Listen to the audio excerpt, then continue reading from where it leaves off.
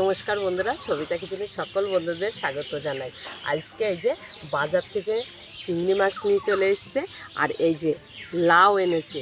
লাউটা বাজারের নাই, এক আত্মীয় বাড়ির থেকে এসেছে। তা এক হাতে চিংড়ি মাছ, এক হাতে লাউ। তা আপনারা ভাবছেন আমি লাউ চিংড়ি করব না, আজকে আমি লাউ দিয়ে আপনাদের আর চিংড়ি মাছ দিয়ে নতুন স্বাদের নতুন ধরনের রান্না করে দেখাবো। চিংড়ি মাছ আর লাউ দিয়ে করে দেখাবো চিংড়ি মাছের লাউয়ের বাটি ভাপা।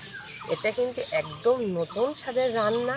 আর করব লাউর খোসা দিয়ে আলু দিয়ে ভাজা, দারুণ স্বাদের রান্না। লাউর তো কিছুই খেলা যায় না, সব কিছু খেতে ভালো লাগে। লাউর খোসাটাও আলু দিয়ে ভাজা করব, আর চিংড়ি মাছ দিয়ে লাউ দিয়ে বাটি ভাপা করব। তা প্রথমে আমি চিংড়ি মাছটা কেটে নেব। এই দেখুন কত সুন্দর চিংড়ি মাছ। চিংড়ি মাছটা আমি বেছে নেব।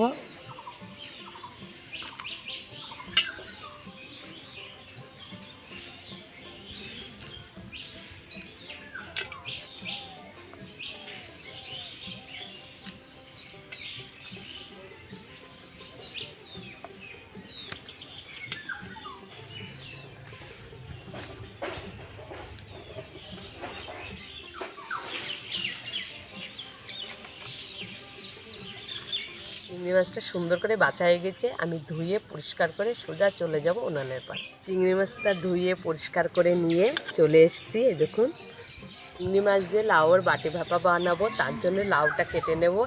আর লাউর খোসা দিয়ে আলু ভাজা করব। খোসাগুলোও কিন্তু ভাজবো। তা আমি লাউটা প্রথমে কেটে নেব। কচি লাউ,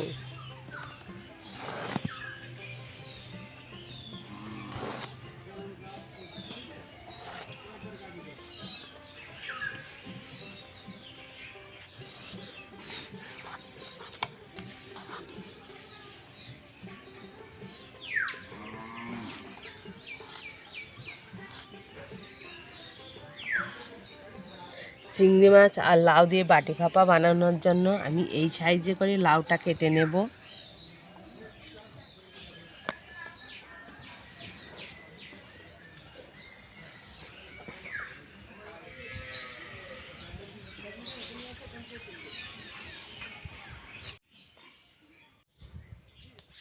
লাউটা কাটা হয়ে গেছে। আর চিংড়ি মাছ আর লাউর বাটি ভাপার জন্য যেটুকুনি লাউ লাগবে আমি সেইটুকুনি নিয়ে নিয়েছি। এই যে খোসা আর এই যে লাউ রেখেছি, এই লাউটা আমি ঘরে আলাদা করে অন্য কিছু রান্না করব।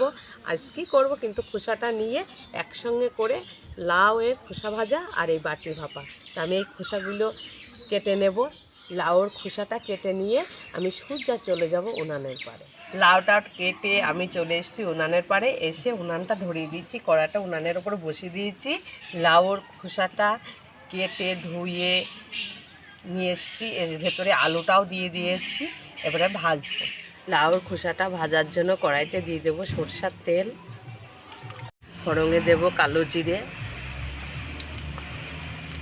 ঢেলে দেবো লাউর খোসাটা,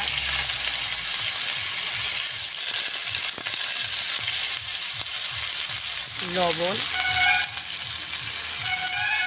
হলুদ গুঁড়ো।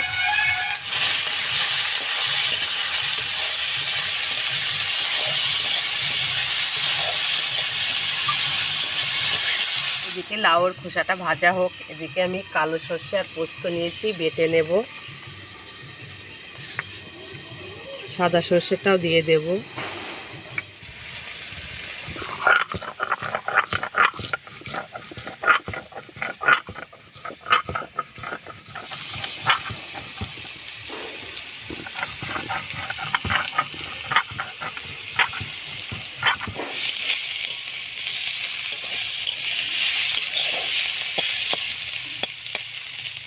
কালো সর্ষে সাদা সর্ষে পোস্ত সুন্দর করে বাটা হয়ে গেছে, আমি তুলে নেব।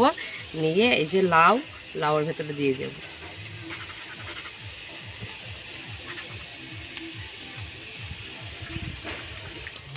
লাউর খোসা আর আলু দিয়ে ভাজাটা হয়ে গেছে, আমি নামিয়ে নেব।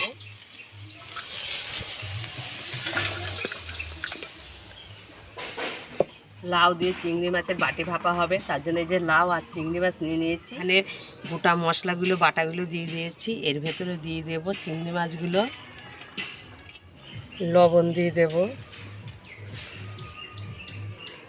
হলুদ গুঁড়ো, সরষের তেল সুন্দর করে হাত দিয়ে মাখিয়ে নেব।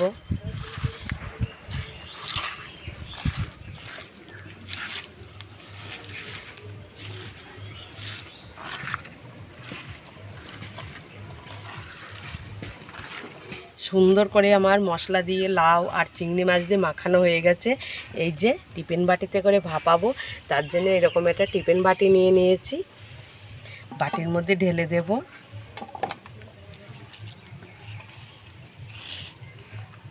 ওপর দিয়ে একটু সরষের তেল দিয়ে দেব। 3টে চিরা কাঁচা লঙ্কা দেব। ঢাকনি দিয়ে দেব।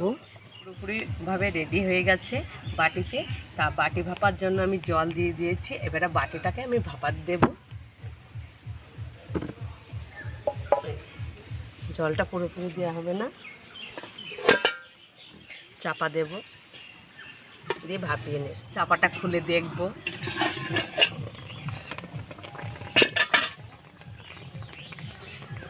এই যে জল শুকিয়ে গেছে, আমি বাটিটা তুলে নেব।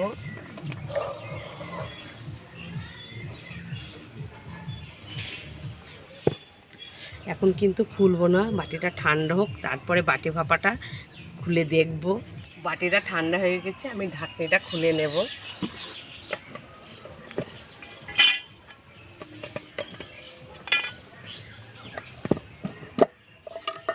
দেখুন বন্ধুরা, চিংড়ি মাছ আর লাউ দিয়ে বাটি ভাপাটা কিন্তু দারুণ হয়েছে। গরম ভাতের সাথে একটু পুরো জমে যাবে। দারুণ একটা সেন্ট উঠেছে বন্ধুরা, দারুণ সেন্ট উঠেছে আর কত সুন্দর লাগছে দেখুন।